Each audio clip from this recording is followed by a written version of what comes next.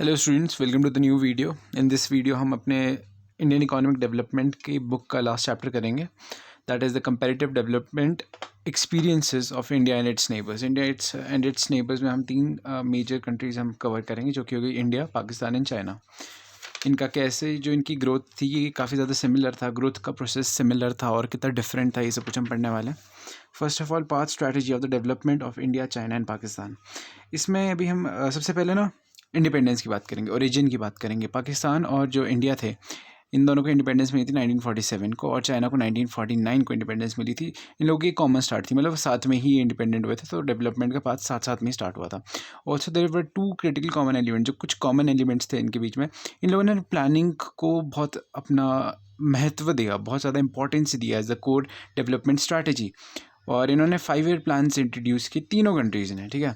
तो इन्होंने public sector को कोर में रखा। इन्होंने एक कोर सेक्टर दिया कि पब्लिक सेक्टर ही ग्रोथ को काइंड ऑफ स्टार्ट करने के लिए पब्लिक सेक्टर को ही मेन इंपॉर्टेंस दी इन्होंने। इनका प्राइवेट को भी हम नहीं देंगे। वो सेवरल रीजंस है इसके, ये आपको पॉलिटिकल साइंस में होगा अगर कोई ह्यूमैनिटीज़ के साथ ही कर रहा है, इकोनॉमिक्स ले रहा है, ठीक है। Now we move on to the past strategy of the development of India. India के डेवलपमेंट में क्या हुआ, इंडिया ने मिक्स्ड इकोनॉमी का पाथ चूज़ किया। मिक्स्ड इकोनॉमी क्या होती है, जिसमें सोशल और कैपिटलिज्म के मेरिट्स होते हैं, और जो सोशलिज्म और कैपिटलिज्म के डीमेरिट्स है वो नहीं होते हैं। माइनस मैंने इसलिए लगाया, ओके राइट। नेक्स्ट इनका क्या था, इंडिया के केस में क्या था, इन्होंने पब्लिक सेक्टर को एक फ्लैगशिप रोल दिया, और जो प्राइवेट था उनको सेकेंडरी रोल दिया था। इन्होंने 5 ईयर प्लान अडॉप्ट के इगैलिटेरियन सोसाइटी बनानी थी, क्योंकि देखो हमारे टाइम उस टाइम पे, आज़ादी के टाइम पे बहुत ज़्यादा गैप था अमीर लोगों में और गरीब लोगों में। तो इन्होंने काइंड ऑफ एक इक्वालिटी लानी थी कि थोड़े नज़दीक तो आ जाए, जो गैप है इतना बड़ा ना रहे। So they plan to define the needs and means. और जो ये 5 ईयर प्लान से ये नीड्स और मीन्स के हिसाब से होते थे कि ज़रूरतें क्या हैं और हमारे पास रिसोर्सेज कितने हैं, नीड्स एंड मीन्स के हिसाब से। ये बात है यहाँ पे लिखी हुई। Inward looking trade policy, just take an example, एक कंट्री है जहाँ पे कार्स वगैरह नहीं मैन्युफैक्चर होती है, वो बाहर से ही लानी पड़ती है, इंपोर्ट करनी पड़ती है किसी और देश से। अब उस जो देश है जो वो इंपोर्ट कर रहा है इतना सारा, उसको तो बहुत ज़्यादा खर्चा पड़ रहा है। तो वो कंट्री क्या करेगी, वो बोलेगी कि देखो अब से हम इनवर्ड लुकिंग ट्रेड पॉलिसी में जाएंगे। इसका क्या मतलब है कि अब हम अपने देश में गाड़ियाँ खुद बनाएंगे, अब हम बाहर से नहीं लाएंगे। So this is called as the inward looking trade policy. Fifth is the green revolution. Green revolution से क्या हुआ था, एग्रीकल्चर बहुत ज़्यादा बढ़ने लग गया था, और हैवी इंडस्ट्री जो फर्टिलाइजर पेस्टिसाइड इंडस्ट्रीज थी वो बढ़ने लग गई थी। नेगेटिव क्या थे, first of all it was the vicious cycle of the public depth. भाई देखो, डेप्थ में बहुत ज़्यादा चले गई थी, पब्लिक डेप्थ में जाने लगी थी। फॉरेक्स रिजर्व बहुत ज़्यादा कम होने लगा था हमारा। और क्योंकि इसकी मैं आपको आगे पढ़ाऊँगा शायद इसमें, no it's not in this chapter, ये पिछले चैप्टर्स में हो चुका है। और जो losses of the public entrepreneurs increase होने लगे, जो लॉसेस थे ना, बहुत ज़्यादा लॉस होने लगे पब्लिक एंटरप्रेन्योर्स को, कि मतलब जो भी सारी फैक्ट्रीज वगैरह थी जो गवर्नमेंट ओन करती थी। फोर्थली वी हैव द 1990 में क्या हुआ, पब्लिक सेक्टर से हम प्राइवेट सेक्टर की तरफ शिफ्ट हुए। जितने भी सारे हमारे लॉसेस, क्योंकि लॉसेस हो रहे थे तो इस वजह से हम प्राइवेट सेक्टर पे शिफ्ट हो गए, right. Now we have the inward looking trade policy से हम लोग आउटवर्ड लुकिंग स्ट्रैटेजी की तरफ जाने लगे, कि अब हम एक्सपोर्ट करेंगे चीज़ें। हम पहले तो यही देख रहे थे ना भाई जी, जो हम अंदर ला रहे देश में उसको देश में बनाएंगे, पर हमने सोचा कि भाई देखो, जो देश में हमारे पास तो कुछ ऐसी चीज़ें जो बहुत ज़्यादा है, तो ऐसा करते हम उनको बाहर बेचते। तो हमारा पहले वो फोकस नहीं था, बट बाद में जाके ये फोकस होने लगा आउटवर्ड लुकिंग ट्रेड पॉलिसी में, ठीक है। 5 ईयर प्लान वॉज अबैंडेंड। हमने 5 ईयर प्लान छोड़ दिए इन 2015 आई गेस, जब प्लानिंग कमीशन ख़त्म हो चुका था, राइट। सो प्लानिंग कमीशन ख़त्म हो गया था, कब हुआ था, 2015 में। ये फैक्ट है, ये MCQs में आता है। नीति आयोग बन गया था 2015 में, ठीक बात।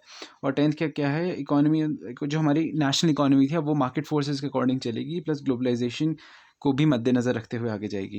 जो मार्केट फोर्सेस कौन से थे, सप्लाई एंड डिमांड, जो आपने मैक्रो इकोनॉमिक्स में बहुत अच्छे से पढ़ा होगा। Path strategy of the development of China, अब हम चाइना के बारे में पढ़ेंगे, इंडिया हमने कवर कर लिया। All the production by the government, national resources के ऊपर गवर्नमेंट की मोनोपोली होती है। देखो हमने ना थोड़ा बहुत प्राइवेट को दिया हुआ था, सेकेंडरी रोल हमने प्राइवेट को दिया हुआ था। हमने कहा कि प्राइवेट इंडस्ट्रीज तुम भी सेटल हो जाओ, कोई दिक्कत नहीं है। बट द थिंग इज़, जो अगर हम चाइना की बात करें, यहाँ इन्होंने बोला बिल्कुल भी कोई प्राइवेट नहीं होगा, सारा सरकारी संभालेगी, ठीक है। This is also known as statism and the command economy. Command economy जो चाइना की जो इकोनॉमिक मॉडल है, इसको हम स्टेटिज्म बोलते हैं और कमांड इकोनॉमी बोलते हैं, ठीक है। First of all, ownership of all resources wasted with the hands of the state. जो मैंने आपको पहले भी कहा, जितनी भी सारी रिसोर्सेज थी चाइना के अंदर, उसका सारी जो ओनरशिप थी वो चाइना की गवर्नमेंट के पास होती थी, और जो चाइना की पार्टी होती थी उसके पास होती थी। The state is to decide what to produce, how to produce, for whom to produce. जो इकोनॉमिक क्वेश्चंस है, what to produce, how to produce, for whom to produce, ये सारी हमारा वो देखेगी, आई मीन स्टेट देखेगी, सारी जो गवर्नमेंट है वो देखेगी क्या बनाना है, किसके लिए बनाना है, कितना बनाना है, ये जो जनरल क्वेश्चंस होते हैं, right. Historically development part of जो चाइना है ना, जो चाइना का डेवलपमेंट पार्ट है, हम दो पार्ट्स में से डिवाइड कर पाएंगे। एक होगा प्री 1978 एंड पोस्ट 1978, ठीक है। ड्यूरिंग प्री 1978, अब ना मैं आपको बताता हूँ, 1978 से पहले ना चाइना बहुत ज़्यादा रेडिकल था टुवर्ड सोशलिज्म। इनको लगता था कि बस हम तो सारा सरकार चलाएगी, सब कुछ सरकार ही करेगी। इन्होंने कहा प्राइवेट तो बिल्कुल भी नहीं। 1978 के बाद ये लोग फिर होता ही नहीं कि आने लग गए, होशो हवास में आने लगे। इनको पता लग गया कि भाई देखो प्राइवेट को भी देना पड़ेगा अगर आपने डेवलपमेंट और अपने कंट्री को एक इकोनॉमिक सुपर पावर बनाना है, ठीक है। नाउ 1978 के पीरियड में इन्होंने एक फर्स्ट ऑफ ऑल एक मूवमेंट किया, that is the great leap forward movement. इसके ऊपर बहुत अच्छे क्वेश्चन आता है, तो इसलिए this is very important. Great leap forward movement 1958 में स्टार्ट हुआ है to kick start the process of industrialisation. 1958 में स्टार्ट हुआ, क्यों? इनको ना इंडस्ट्रियलाइजेशन अब स्टार्ट करें, देश आज़ाद हो गया, अब थोड़ी इंडस्ट्रीज भी तो सेटल करनी है। किस तरीके से करेंगे? किक स्टार्ट देने के लिए ग्रेट लीप फॉरवर्ड मूवमेंट किया।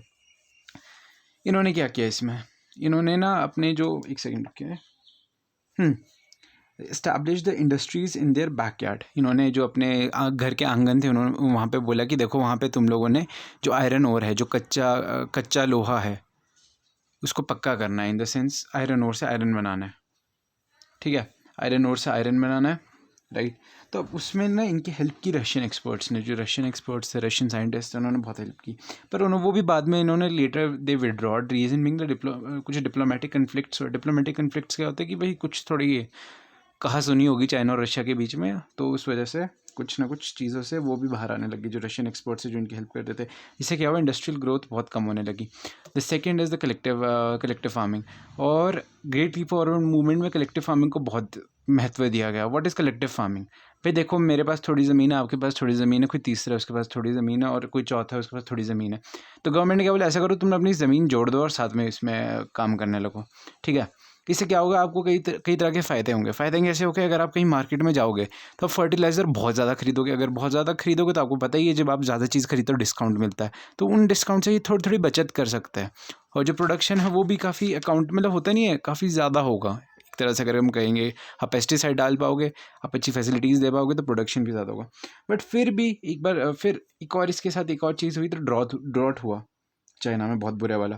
तो इससे एग्रीकल्चर प्रोडक्शन बहुत कम हो गया। ये जो चाइना में ये जंगली जानवर कुत्ते बिल्ली खाने का कल्चर है, वो इसी ड्रॉट के बाद हुआ था। जब चाइना में ये ड्रॉट आया, उसके बाद चाइना की गवर्नमेंट ने एक चीज़ सोची कि भाई अब देखो लोगों को भूखा तो रख नहीं सकते। अब उन्होंने बोला कि तुम कुछ भी करो, बस कोई भी जानवर खाना है खा लो, कोई दिक्कत नहीं है, right. This is the background of China. अगर आपने चाइना को एक्चुअल में समझना है, जो कहाँ चाइना में कुछ भी खा लेते हैं लोग, ये कल्चर यहाँ से आता है, इस टाइम पीरियड से आता है। ये बहुत पुराना कुछ है नहीं है सच। 26,000 कम्यून्स, ये चीज़ ना मत लिखना, क्योंकि फैक्ट्स अगर आपने गलत लिखे, कभी आपको 26 दिया तुमने 27 लिख दिया, तो वहाँ पे नंबर काट देता है टीचर। लिखने नहीं होते फैक्ट्स, ठीक है। Great proletarian cultural revolution. अब देखो इसको ना ग्रेट कल्चरल रेवोल्यूशन के नाम से बड़े अच्छे से जानते हैं। माओ जेडोंग जिन मतलब you can say the father of China. कहते नहीं है जैसे father of India kind of, Gandhi को टाइटल मिला हुआ है, वैसे ही माओ जेडोंग को कहते हैं he is the father of China. इन्होंने 1965 टू 1976 एक इन्होंने ना रेवोल्यूशन स्टार्ट किया। इन्होंने क्या किया, जितने से स्टूडेंट और प्रोफेसर थे, इन्होंने कंट्री साइड में भेजना स्टार्ट किया। कंट्री साइड कौन सी जगह होती है? गांव वाला एरिया, ठीक है। वहाँ पे इनको भेजना स्टार्ट किया। उनको बोला कि भाई यहाँ जाके थोड़ा कुछ सीखो क्या क्या होता है। The cultural revolution succeeded in combating the then recessionary cycle in the China. इन्होंने जो रिसेशन चला था ना चाइना में, रिसेशन क्या होता है? जब आपकी इकोनॉमी बहुत अच्छे से परफॉर्म नहीं कर पाती, प्रोडक्शन वगैरह बहुत कम हो रहा होता है, और मतलब कंट्री की सीधी सी बात है, कंट्री की इकोनॉमी अच्छे से नहीं कर पा रही, मतलब अच्छे से नहीं चल पा रही, तो उसे हम कहेंगे रिसेशन। इससे रिसेशन भी कम देखो लिटरली मुझे ये लॉजिक समझ नहीं आया कि आप कल्चर में लोगों को कल्चर के बारे में बता दो तो उससे रिसेशन कैसे बंद हो जाता है, right. This makes no sense actually, right. Third is ideology. देखो माओ जेडोंग, मैंने कहा ना ही वॉज ऑर्थोडॉक्स पर्सन, जिसे चाइना के बारे में बताया मैंने, कहा ये बहुत ज़्यादा आइडियलिस्टिक लोग थे उस टाइम पे, मतलब रूल्स के हिसाब से, मतलब जो इन्होंने एक आइडियोलॉजी पकड़ी थी बस उसी को पकड़ के रख रहे थे। तो माओ जेडोंग तो देखो फादर थे। अब भाई इन्हीं का आइडिया था कि आइडियोलॉजी को बहुत ज़्यादा इंपॉर्टेंस देनी है, तो इन्होंने आइडियोलॉजी को ज़्यादा लोगों के दिमाग के अंदर भरने के लिए इन्होंने ये कल्चरल रेवोल्यूशन स्टार्ट किया था, ठीक है। मैं आपको ना वैसे काफ़ी ज़्यादा ह्यूमैनिटीज़ के प्रोस्पेक्टिव से, मतलब आर्ट्स की फील्ड के प्रोस्पेक्टिव से बता रहा हूँ, सो इन इकोनॉमिक्स तो तुम्हें जस्ट बेसिक ही देखना, ज़्यादा वो नहीं ध्यान देना जो मैं बोल रहा हूँ। इन डेप्थ में बहुत इन डेप्थ बता रहा हूँ तुम्हें, जो ये कल्चर एंड एवरीथिंग जो अदर थिंग्स होती है। लाइक ड्यूरिंग द पोस्ट 1978, देखो 1978 के बाद क्या क्या हुआ, मार्क माई वर्ड्स राइट, 1978 के बाद क्या हुआ, ठीक है। 1978 में क्या हुआ, partial acceptance of the market economy. जब मैंने पहले कहा था ना कि बिल्कुल ही गवर्नमेंट कर रही थी सरकार कि हम ही सारी फैक्ट्री खोलेंगे, अब गवर्नमेंट थोड़ी अपनी उसमें आने लगी हैसियत में, उनको पता लग गया कि मार्केट इकोनॉमी को भी इंपॉर्टेंस देनी पड़ेगी। ये क्लोज्ड इकोनॉमी से ओपन इकोनॉमी की तरफ जाने लगे, और जो फॉरेन डायरेक्ट इन्वेस्टमेंट था उसको ये लोग इन्होंने पहले ना फॉरेन डायरेक्ट इन्वेस्टमेंट को ये लोग भाव नहीं देते थे, बट अब इन्होंने फॉरेन डायरेक्ट इन्वेस्टमेंट को भाव देना स्टार्ट किया।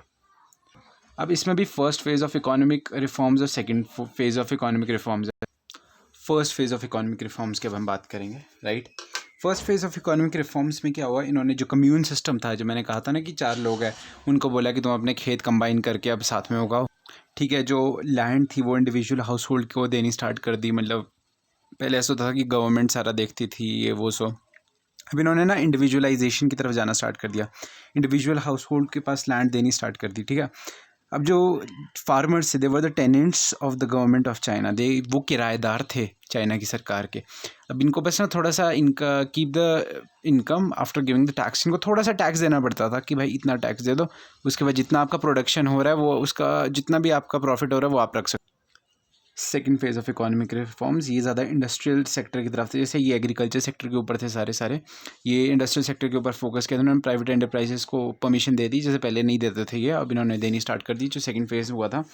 और इन्होंने डुअल प्राइसिंग के कॉन्सेप्ट लाया। डुअल प्राइसिंग का क्या मतलब है भाई, एक देखो 2 तरह के ब्रेड हो गए मार्केट में, एक का प्राइस मार्केट सप्लाई और डिमांड के हिसाब से डिसाइड होगा, और जो दूसरा होगा वो एक मिनिमम रेट पे मिलेगा। जैसे हम आपने देखा होगा ना, इंडिया में डिपूज़ होते हैं, डिपू जो खाने के वो वो राशन के डिपू होता है, उसमें क्या होता है कि जिस सेक्शन को थोड़ा सस्ता जो अफोर्ड नहीं कर सकते उनको थोड़े सस्ते रेट पे मिल जाता है, और वैसे आटा आपको ब्रांड्स का भी मिल जाएगा, आपने जो लेना है। तो गवर्नमेंट ने भी यही कर दिया, इन्होंने डुअल प्राइसिंग कर दी। फिक्स्ड प्राइस, कुछ कमोडिटीज़ ऐसी थी जिसके प्राइसेस गवर्नमेंट ने फिक्स कर दिए, जैसे कि कुछ सर्वाइवल गुड्स, जैसे मैंने आपको बताया ब्रेड और समथिंग लाइक दैट, और मार्केट प्राइसेस को भी अलाउ किया इन्होंने, मैंने आपको अच्छे से एक्सप्लेन कर दिया। स्पेशल इकोनॉमिक जोन्स चाइना ने बनाए। अब जो स्पेशल इकोनॉमिक जोन्स है वो होते क्या है, special economic zones in an area within the country where the economic regulations are different than those in the rest of the world. जो इकोनॉमिक रेगुलेशंस है वो स्पेशल इकोनॉमिक जोन्स में different होते हैं, मतलब कि एक छोटा सा गवर्नमेंट एरिया डिमार्केट कर देगी। जस्ट टेक एन एग्जांपल, जो वो स्पेसिफिक एरिया होगा वहाँ पे शायद टैक्स कम देना पड़ेगा, टैरिफ कम लगेगा, कुछ ऐसी ऐसी चीज़ें होगी, सब्सिडीज़ वगैरह मिलेगी। और इससे क्या होता था, इट अट्रैक्ट्स एफडीआई, जो फॉरेन डायरेक्ट इन्वेस्टमेंट है। मतलब मैकडॉनल्ड्स खुश हो जाएगा भाई, यहाँ पे टैक्स कम देना पड़ता है, तो अपना एक वो खोल देगा, रेस्टोरेंट वहाँ पे खोल देगा। इससे मैं वही बात जो मैंने आपको की, वहाँ पे टैक्स और टैरिफ कम लगता है। और इंडिया ने भी ये चीज़ अडॉप्ट किया, हमारे यहाँ पे भी SEZ बहुत है, स्पेशल इकोनॉमिक जोन्स, गुजरात वगैरह में तो बहुत ही ज़्यादा है। जो चाइना है, चाइना में ग्रेट सक्सेस, चाइना जो SEZ चाइना ने बनाया ना उसको तो बहुत ज़्यादा सक्सेस मिली, ठीक है। अब बात करेंगे हम path strategy of the development of the Pakistan. अब भाई हमारा पड़ोसी आदमी, इनका क्या हो, ये बस आपने एग्जैक्ट जो इंडिया ने किया ना वही सब पाकिस्तान में लिख देना। जैसे यहाँ पे भी मिक्सड इकोनॉमी में पब्लिक को की रोल दिया था, और इंपोर्ट सब्सटीट्यूशन को अडॉप्ट किया था। ये नहीं सिर्फ आपने इंपोर्ट सब्सटीट्यूशन पे ध्यान देना है, उन्होंने भी ग्रीन रेवोल्यूशन की तरफ गए थे। पब्लिक सेक्टर में कैपिटल गुड्स बनाएगा, कैपिटल गुड्स कौन से होते हैं, मशीन वगैरह, ठीक है, जो जिससे और चीज़ें प्रोड्यूस होती है, जैसे कैसे होती है मशीन्स एंड ऑल, ठीक है। और 1980s के बाद इनकी जो ग्रोथ थी वो हॉल्ट होने लगी, मैं आगे आपको एक्सप्लेन करूँगा। इन्होंने डीनेशनलाइजेशन किया, फिर FDI ग्रो हुआ। मतलब ये ना थोड़ा अच्छा पार्ट होता है, जब आपने ना पास्ट स्ट्रेटजी पाकिस्तान की अगर आपने ग्रोथ बतानी है तो ग्रोथ में आप नेगेटिव चीज़ें नहीं लिख सकते, वहाँ पे आपको मेजरली पॉजिटिव ही चीज़ें लिखनी पड़ती है। वही बात है, आपने लिखना है कि इनकी FDI बहुत ज़्यादा बढ़ने लगी, ग्लोबल में बहुत ज़्यादा ग्रोथ है, वो सब मतलब तारीफ़ करनी है, झूठी तारीफ़ करनी है in short. experiences and achievements of India, China and Pakistan. Demographics indicators. अब मैं demographic indicators के आपने ना पहली बात तो इसकी definition क्या होती है। It is a study of population on the basis of the growth rate and density. Population India की बहुत ज़्यादा है, चाइना की भी बहुत ज़्यादा है, बट पाकिस्तान की कम है। रीज़न बीइंग उनकी जो पॉपुलेशन है वो सिर्फ 1/10 ऑफ इंडिया एंड चाइना है, ठीक है। पॉपुलेशन ग्रोथ इंडिया की बहुत ज़्यादा, चाइना की तो कम है, कि reason being one child policy इन्होंने अडॉप्ट की थी, और पाकिस्तान की फिर भी अभी भी राइज़ कर रही है। डेंसिटी ऑफ पॉपुलेशन इंडिया में बहुत ज़्यादा है, डबल एरो को मतलब बहुत ज़्यादा है, और चाइना की कम है ड्यू टू इट्स ज्योग्राफी। आपने ये चीज़ें जो मैंने ब्रैकेट में लिखा है ये भी आपने पेपर में एक अच्छी स्टेटमेंट में लिखना है। Due to its geography China की जो डेंसिटी है वो कम है, पाकिस्तान की भी ज़्यादा है, बहुत ज़्यादा तो नहीं है, ज़्यादा है। सेक्स रेशियो इन तीनों ही कंट्रीज का कम है। इसका क्या मतलब होता है कि जो कंट्री के लोग हैं वो सोशली बहुत ज़्यादा बैकवर्ड है। इन सबको वो होता नहीं, एक लड़के की जैसे एज अ सन चाइल्ड चाहिए, एक वो डिमांड है इनकी, इन लोगों की। फर्टिलिटी रेट, इंडिया का फर्टिलिटी हाई है, चाइना का कम है, एंड पाकिस्तान का बहुत ही ज़्यादा है, ठीक है, अलार्मिंगली हाई वो लिखा है यहाँ पे, ठीक है। नाउ वी हैव अर्बनाइजेशन, ठीक है। अर्बनाइजेशन इंडिया में पता नहीं क्यों उन्होंने कम लिखी हुई है, और चाइना और पाकिस्तान में बहुत ज़्यादा है, ऐसा कुछ भी नहीं है। चाइना यू कैन सी भाई पाकिस्तान में कैसी आग लगी पड़ी है, आई मीन खाने के लिए खाना नहीं उनके पास। ओके, पाकिस्तान की बुराई करने के बाद हम आएंगे वन चाइल्ड पॉलिसी पे। What is one child policy, इसके ऊपर एक पूरा क्वेश्चन बनता है। This is one of the most kind of important things. One child policy कब इंट्रोड्यूस हुई थी? 1979 में ये इंट्रोड्यूस हुई थी। पहले ना जब 1979 में ये इंट्रोड्यूस की गई थी तो ग्रोथ रेट चाइना का 1.33 था। इन 2017 इट रिमेन टू 0.646, इनकी जो ग्रोथ रेट है वो हो गई। इन 2016 में ये चीज़ इन्होंने बंद कर दी, बोला नहीं अब वन चाइल्ड पॉलिसी, तो इसके कुछ नेगेटिव इफेक्ट्स भी थे, क्योंकि ना जो पेरेंट्स थे उनको लग रहा था कि मेल चाइल्ड ही मिले तो ठीक रहेगा, राइट, और फीमेल चाइल्ड को निगलेक्ट कर रही थी सोसाइटी। और एक और चीज़ होने लगी कि जो ओल्ड पॉपुलेशन थी वो बहुत बढ़ने लगी और यंग कम रहने लगी। सो इन्होंने वन चाइल्ड पॉलिसी से 2016 में ये टू चाइल्ड पॉलिसी पे आ गए। इन्होंने कहा कि भाई देखो 2 बच्चे कर सकते हो। अब पहले तो एक ही था ना, क्योंकि बहुत ज़्यादा रिस्ट्रिक्शंस थी कि भाई if you have one child आपको ये सब्सिडीज़ मिलेगी, ये मिलेगा, ये वो। सो अगर आपने वन चाइल्ड से ऊपर चले गए तो आपके ऊपर टैक्स लगेगा, ये एंड वो and that, right. Okay, moving out to the gross domestic product and the sectoral changes. India में सबसे पहले, this is not important but still we are going to study. जो ग्रोथ रेट है first of all India का 5.7 था। पहले years देख लो आप, 1980 और 90 और 2015 एंड 17। इस टाइम पीरियड में इंडिया का ग्रोथ रेट 5.7% था, और और वो बाद में 7.3 हो गया, और चाइना का 10.3 ग्रोथ रेट था। हर साल कितनी परसेंट ग्रो कर रही है कंट्री, और वो 6.8 हो चुका है। और पाकिस्तान में 6.3 हुआ करता था पहले, अब वो 5.3, अब इससे भी नीचे गिरता जा रहा है उसके। I mean it's not a new thing. Size of the economy China is the second largest in the world in case. देखो size of the economy China की जो इकोनॉमी है वो second largest in the world है after America. India is on the 5th place. Pakistan तो पता नहीं कहीं होगा किसी गहराई में पड़ा हुआ, तो उसको हम वापस नहीं लाएंगे। ग्रोथ रेट ऑफ जीडीपी, भाई ये अच्छे से मैंने आपको एक्सप्लेन कर दिया। ग्रोथ रेट ऑफ जीडीपी में यही आना है।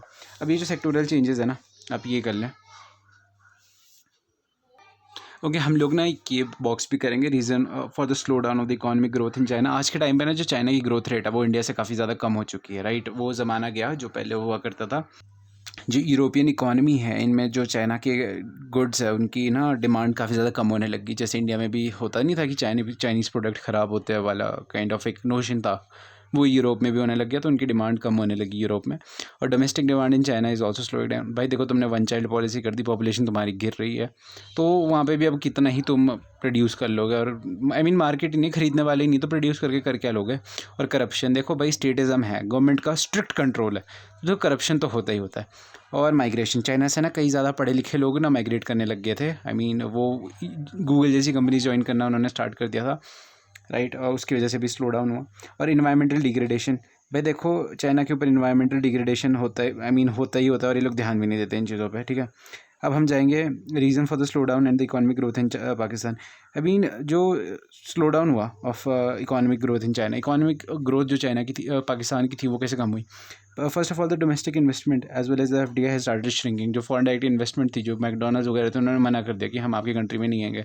करप्शन एंड पॉलिटिकल इंस्टेबिलिटी, भाई देखो मिलिट्री रूल यहाँ पे चलता है, कभी भी कोई भी दंगे हो जाते हैं, कोई भी टेररिस्ट आ जाता है, बॉम्ब फोड़ देता है, कुछ भी हो जाता है, तो यहाँ पे ना मैकडोनल्ड्स वगैरह सोचते हैं हम दुकान खोलेंगे वहाँ पे बॉम्ब फट जाएगा, तो वो आते भी नहीं है, right. The average manual growth rate, भाई इन्होंने ना ग्रोथ रेट बताई है अब 3.75% थी 2018 टू 16 के बीच में, और 17 में थोड़ा ग्रोथ आया था, आई मीन अच्छा राइज आया था इनकी ग्रोथ रेट पे, दैट वाज 5.3। अगेन 2019 में ये 3.3% ग्रो करना स्टार्ट कर गए थे, इन द सेंस कि इनकी ग्रोथ रेट बहुत ज़्यादा कम है। बहुत सिंपल लैंग्वेज में आपको बताऊँ, right, owing to the slow GDP growth, the consequently the low income and low growth trap. भाई देखो पैसा ही कम है, ग्रोथ भी कम होगी, लो इनकम लो ग्रोथ ट्रैप, इस पॉइंट को आप स्किप भी कर सकते हैं, ऐसा कुछ नहीं है। इसकी जगह आप एक और पॉइंट डाल सकते हैं कि ह्यूज एक्सपेंडिचर ऑन डिफेंस। देखो ऐसा है कि आपकी इकोनॉमी है नहीं, आपके पास तेल है नहीं, आपके पास कुछ है नहीं, पर आपने ख्वाब देखने हैं इंडिया के ऊपर न्यूक्लियर बॉम्ब डालने के। तो this is the thing with the Pakistan. और कंट्रीब्यूशन, अब देखो एग्रीकल्चर इंडिया का wait distribution of work force, contribution GDP में कितना कंट्रीब्यूट कर रहा है कौन सा सेक्टर, और कितनी शेयर ऑफ वर्क फोर्स है उसमें, ठीक है। इंडिया की जो इंडिया नहीं, जो एग्रीकल्चर है, एग्रीकल्चर का रोल, एग्रीकल्चर कितने परसेंट इंडिया की जीडीपी में कंट्रीब्यूट करता है, वो 16, चाइना की जीडीपी में वो 7% कंट्रीब्यूट करता है, पाकिस्तान में 24, जो कि बहुत ज़्यादा है, ठीक है। और इंडिया में 43% लोग एग्रीकल्चर में, और चाइना में 26% लोग एग्रीकल्चर में, पाकिस्तान में 41% एग्रीकल्चर में। और इंडस्ट्री की बात करें, इंडिया में कम में 30% कंट्रीब्यूट किया करती, 30% इंडस्ट्रियल सेक्टर कंट्रीब्यूट करता है जीडीपी में, 41% चाइना की जीडीपी में कंट्रीब्यूट करता है ये, और 19% पाकिस्तान की जीडीपी में कंट्रीब्यूट करता है ये। और जो शेयर ऑफ वर्क फोर्स है, इंडिया में 25% इंडस्ट्रियल सेक्टर में लगे हुए लोग, और 28% चाइना के लोग इंडस्ट्रियल सेक्टर में लगे हुए, पाकिस्तान के 24% इंडस्ट्रियल सेक्टर में लगे हुए हैं। सर्विस सेक्टर में कौन, इंडिया का देखो बहुत ज़्यादा, सर्विस सेक्टर में तो इंडिया बहुत ज़्यादा इन्वॉल्व है। और मतलब जो 25% है वो मतलब 24% जो ग्रोथ, आई मीन जितनी भी जो कह सकते हैं हम, जो जीडीपी में कंट्रीब्यूशन है वो सर्विस सेक्टर का सबसे ज़्यादा है, जो कि है 54%। चाइना में वो 52% है। और जो contribution to the GDP of service sector in Pakistan's economy, that is 57%.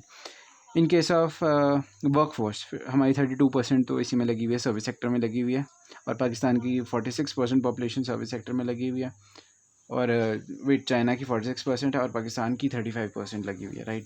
ये भी मैंने आपको एक्सप्लेन कर दिया। Now we move on to the human development index. First of all human development index की ना डेफिनेशन रखेंगे, ignore my hand writing. First of all, Human Development Index is an index prepared by UNDP, United Nations Development Program, on the basis of the parameters such as longevity, I mean the high life expectancy, उसके ऊपर है, knowledge और educational और the per capita, on the basis जो आपके ये है ना पैरामीटर्स आप सीधा ये लिख देना यहाँ पूरी डेफिनेशन में ही, that will be good.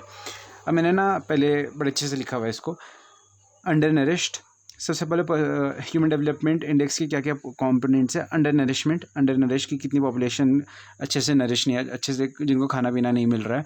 Improvement, percentage of population having the improved water sources, जिनको अच्छा परसेंटेज ऑफ पॉपुलेशन जिनको अच्छा पानी मिल रहा है, साफ़ पानी मिल रहा है, सेफ़ पानी मिल रहा है।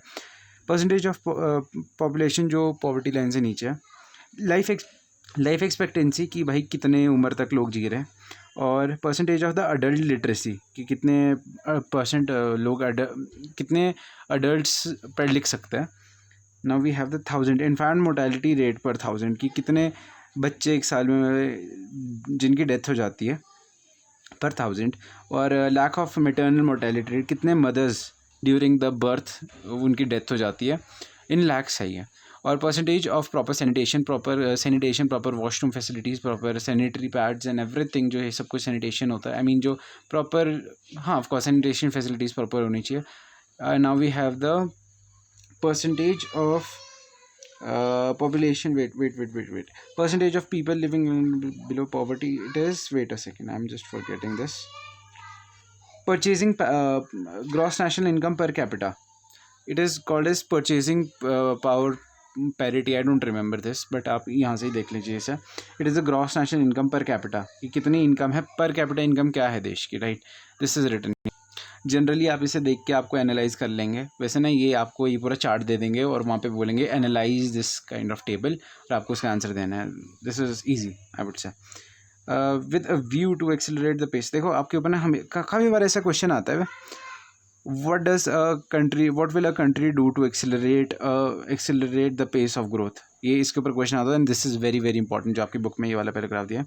With a view to accelerate the pace of the growth, different countries are forming the regional and the global economic groupings based on the common agreement of bilateral relations.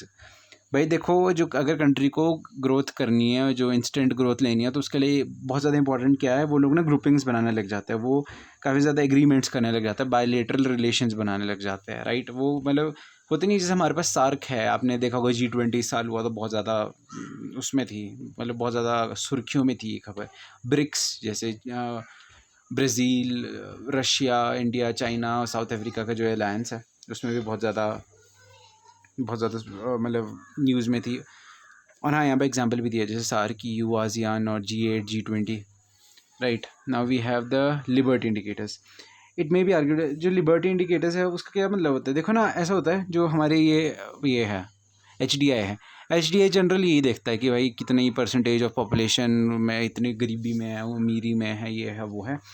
But India बताऊँ क्या कहता है कि कुछ liberty indicators भी तो डालो, मतलब कि एक देश में कितने लोगों को फ्रीडम ऑफ स्पीच है, कि कितने लोगों को, मतलब जो फ्रीडम्स है, जो डेमोक्रेटिक फ्रीडम्स है, जो एक होते नहीं, एक पॉलिटिकल फ्रीडम्स है, वो कितनी है देश में, उसको भी तो आप अकाउंट करो कि हमारे देश में लोग फ्रीली अपने आप को एक्सप्रेस कर पाते हैं, हमें जो कुछ बोलना है हम बोल सकते हैं फ्रीली। चाइना में आप ऐसा नहीं कर सकते। चाइना में आपने एक चीज़ भी अगेंस्ट गवर्नमेंट बोल दिया, आपको जेल हो जाएगी। कब पता लगेगा कि आप कब जेल में चले गए, उसका आइडिया नहीं लगेगा। Political liberties and social liberties को भी इंक्लूड करना चाहिए उसमें, इन HDI। It may be argued that the HDI rating of the India is low with in China, कि इंडिया की जो HDI ग्रोथ है वो चाइना से कम होगी। But in case of the HDI, India is way, in case of the political liberties and the social liberties, India is way higher, right। जैसे यहाँ पे लिखा भी है, in case of the freedom of speech and the relations of the human rights, बहुत ज़्यादा आगे India. Liberty indicators refer to the measures of the extent of the demographic participation in the social and the political decision making। भाई देखो, ये बताता है जो demographic participation है। भाई देखो, Himachal, just take an example, Himachal से कितने मेंबर ऑफ पार्लियामेंट जाते हैं लोकसभा में। इट इज़ एन एग्जांपल कि this is the demographic participation of the people in decision making, कि भाई यहाँ से कितने लोग जाते हैं डिसीजन मेकिंग में, मतलब लोकसभा में बिल तो पास करते हैं, that is decision making. Okay, now we have the one such as indicated the extent of the democratic participation in the social and the political decision making, but is more extra weight of the calculation of the HDI। वही बात की है कि जो एक democratic participation in the social and the political decision है, it should be calculated, it should be part of the HDI। ठीक है। Extend of the constitution protection given to the citizens. भाई कितनी हम देखो, हमारे पास फंडामेंटल राइट्स है, आपका अधिकार। I don't remember the Hindi में क्या बोलते हैं फंडामेंटल राइट्स को। तो फंडामेंटल राइट्स है आपके पास। The extent of the constitutional protection, आपको कॉन्स्टिट्यूशन प्रोटेक्शंस दी गई, independence of judiciary and the rule of law, इन चीज़ों को भी लाना चाहिए कि इंडिपेंडेंस, हमारे पास जुडिशरी फेयर है, हमारे पास रूल ऑफ लॉ सही है, बहुत ज़्यादा सही है, सब कुछ अच्छा चल रहा है, मतलब politically India is very very stable, where China is not. और China is very kind of authoritarian, India is not, India is so liberal. इन चीज़ों को भी these are called as liberty indicators, जो मैंने आपको अच्छे से एक्सप्लेन कर दिया। Political liberty, social liberty, judiciary, human rights, everything, ये सब कुछ आप लिख सकते हैं, आपको फुल मार्क्स मिलेंगे। Development strategy and operation and conclusion. Now this is the conclusion part, कि अब एंड में क्या हुआ, इसका क्या क्या कंक्लूजन निकला। रिफॉर्म्स थे 1978 में आए, जो चाइना की ग्रोथ 1978 में थोड़ी कम होने लगी थी, जैसा कि USSR में हुआ, राइट। तो IMF और जो चाइना ने लिबरलाइजेशन की, वो IMF और वर्ल्ड बैंक की प्रेशर में आके नहीं की, जैसे इंडिया और पाकिस्तान ने की थी। It was done by the leaders ने खुद बोला कि हम अपनी इकॉनमी को लिबरलाइज करेंगे। उनको रियलाइज़ हुआ, जो उनका फादर ऑफ द नेशन है माओ जेडोंग, तो फादर ऑफ चाइना, उनको रियलाइज़ हुआ कि इस बंदे की जो पॉलिसीज़ थी, जो इनका एक वो स्टेटिज़म और मैंने कमांड इकोनॉमी थी, वो उससे कोई रिजल्ट नहीं आया था, नो रिजल्ट्स। तो उन्होंने ग्लोबलाइजेशन लिबरलाइजेशन वगैरह इन्होंने की। This is the great leap forward movement. जो ग्रेट लीप फॉरवर्ड मूवमेंट है, इससे इंडस्ट्रीज़ बैकवर्ड ही गई, इतना कुछ अच्छा इम्प्रूवमेंट नहीं। I am really sorry for this. जो हमारी ग्रेट लीप फॉरवर्ड मूवमेंट थी, उससे जो हमारी इंडस्ट्रीज़ उन्होंने बैकयार्ड में लगाने लगी, और वो भी इससे भी ये भी एक काइंड ऑफ फेलियर ही था to achieve the desirable goal of the economy. उससे इकॉनमिक गोल नहीं अचीव हो। और उसके बाद जो स्पेशल इकोनॉमिक जोन थे, ऑन दिस बेसिस, जो ये सब कुछ इन चीज़ों से को देखा इन्होंने, उससे एक कंक्लूजन पे आए इन्होंने। नहीं, जो ये चीज़ें थी, इनसे ना एक स्ट्रॉन्ग बेस बन चुका था ऑलरेडी, तो इन्होंने ना एक काफ़ी ज़्यादा स्ट्रॉन्ग हेल्थ और इंफ्रास्ट्रक्चर बनाना स्टार्ट कर दिया in the SEZ, special economic Jones वगैरह में। ठीक है, इससे क्या होगा, इन्होंने इन सब चीज़ों के कंक्लूजन से देखा कि फॉरेन डायरेक्ट इन्वेस्टमेंट, भाई देखो, फॉरेन कंट्री की कंपनियों से ही हमें सक्सेस मिल सकता है, it is only the solution for China. इन्होंने ये चीज़ रियलाइज़ कर ली थी। फर्स्ट इन्होंने जो इनकी ये पॉलिसीज़ थी, लिबरल पॉलिसीज़ थी, जो मार्केट इकॉनमी थी, इन्होंने ना फर्स्ट स्मॉल स्केल पे की थी। जब इन्होंने देखा ना स्मॉल स्केल पे बहुत ज़्यादा सक्सेस मिल रहा है, तब इन्होंने लार्ज स्केल पे करनी स्टार्ट कर दी। और this is the reason China आज के टाइम में बहुत डेवलप्ड है। हमारे यहाँ पे जब आपने पढ़ा होगा, जो हमने स्टार्टिंग वाले चैप्टर्स में पढ़ा था आफ्टर 1990s में, जब हमने ग्लोबलाइजेशन, लिबरलाइजेशन वगैरह, प्राइवेटाइजेशन पे जब हम शिफ्ट हुए थे, ये हमने एक प्रेशर में, आईएमएफ के प्रेशर में आके हमने ये चीज़ की थी। आईएमएफ से हमने लोन ले रखा था बहुत ज़्यादा, तो आईएमएफ ने बोला हम लोन तभी देंगे जब आप अपनी इकॉनमी को लिबरलाइज़ करेंगे। तो इस प्रेशर के अंदर हमने ज़बरदस्ती ये रिफॉर्म्स लाए थे। चाइना ने वेराज ये अपनी चॉइस से लाए थे, अपनी ज़रूरतों के हिसाब से लाए थे, और हमारे को ज़बरदस्ती लाने पड़े थे। Moving on to the Pakistan. In Pakistan unfortunately the reform, देखो जो रिफॉर्म्स थे 1988 की, जो मैंने आपको पीछे कहा था कि मैं ये चीज़ आपको रॉन्ग प्रूव करके दिखाऊंगा। देखो जो 1960s में वो पॉवर्टी थी वो 40% थी, और जो 1980s तक वो आ चुकी थी 25% में। जो 1990s है, 1990s में वो पॉवर्टी और ज़्यादा, it was way higher than way higher, it went way higher. जो जीडीपी ग्रोथ थी वो लोअर होगी। चाइना वगैरह में ये इंक्रीज़ हुई थी, हमारे यहाँ तो हमारे यहाँ नहीं, इनकेस ऑफ पाकिस्तान में बहुत ज़्यादा कम होने लगी थी। 2017 and 18 there was a growth rate, थोड़ी इंक्रीज़ होकर 5.5% ग्रो की थी, बट फिर भी कुछ नहीं हुआ।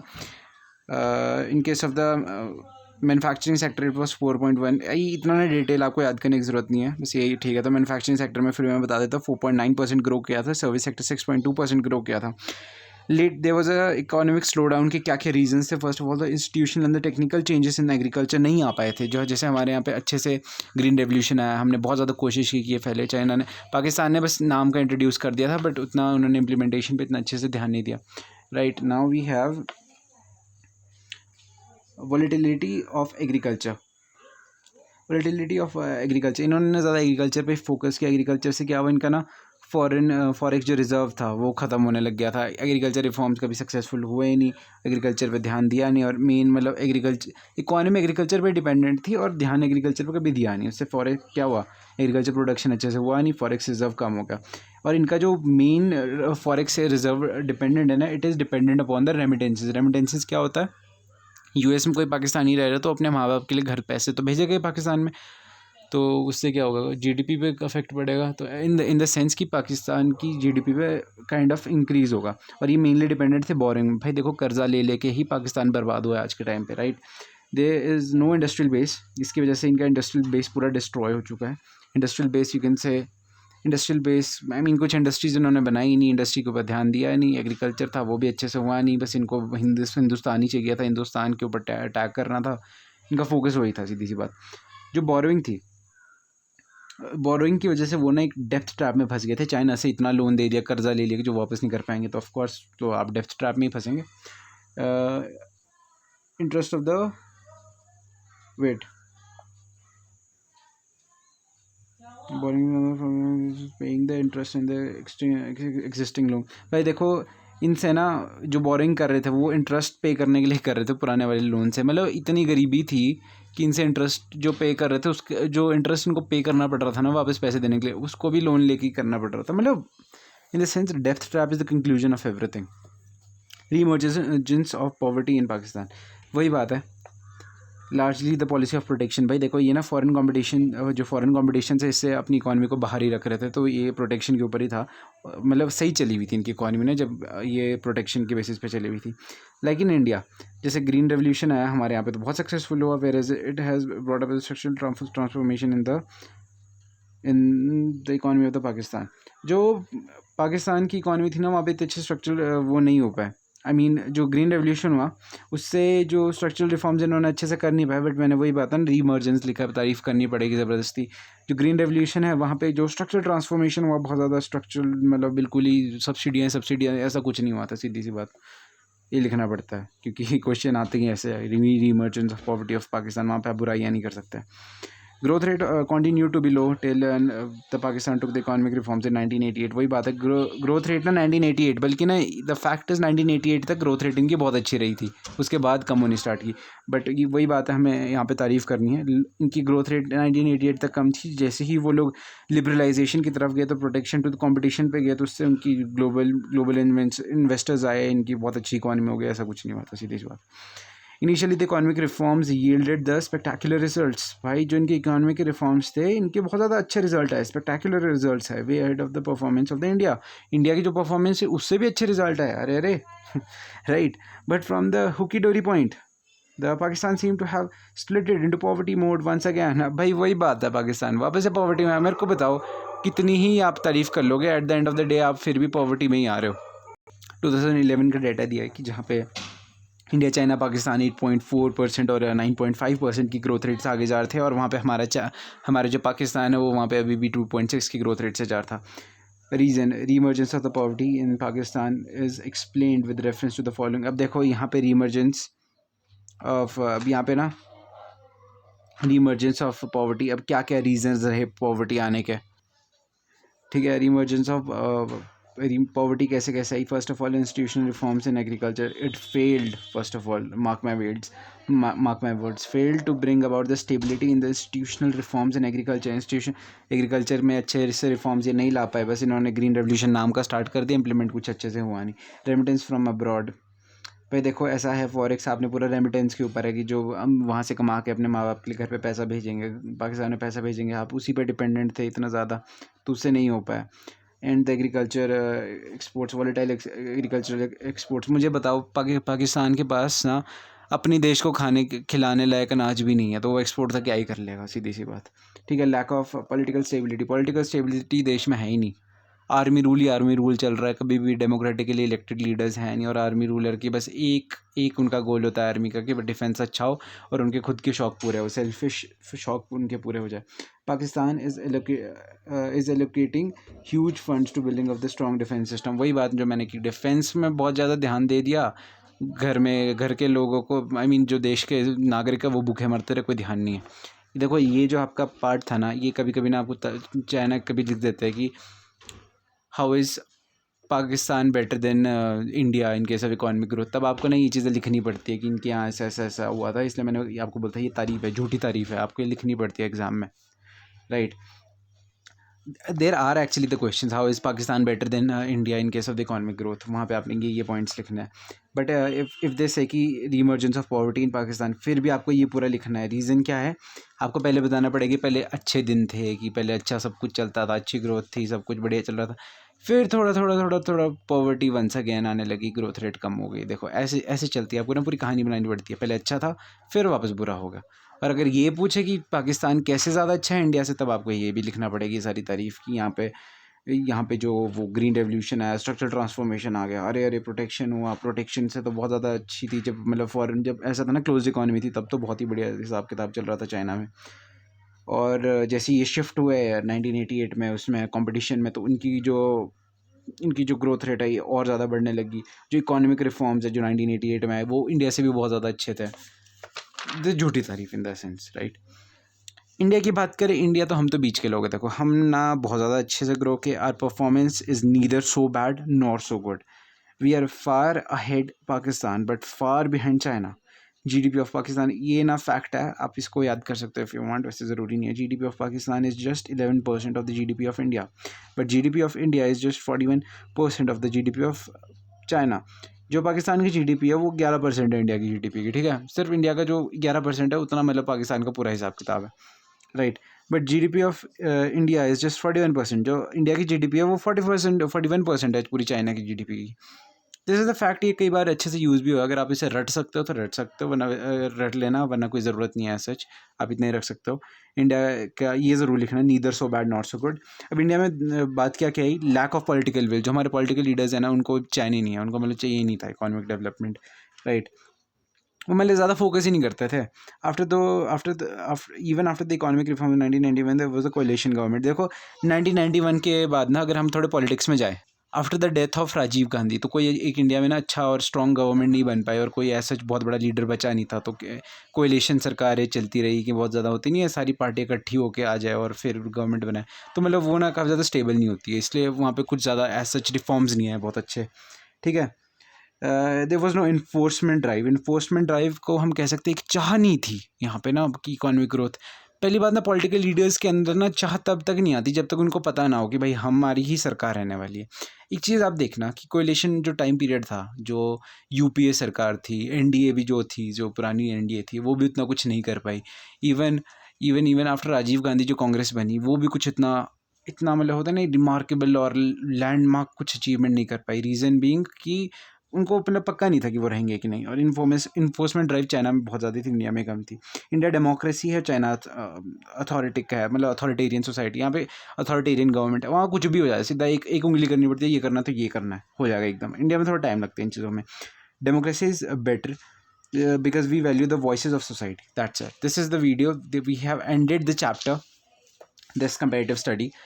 Now this is the end of the video. Thank you for watching the video. If you like the video, do like the video and just share it with your friends if you actually think that it's helpful. और एक और चीज़, if you want Sandeep Garg, उसके ऊपर आपको videos चाहिए, so just do let me know in the comment section. And another thing, human capital के ऊपर भी वीडियो जल्द आने वाली है. Thank you.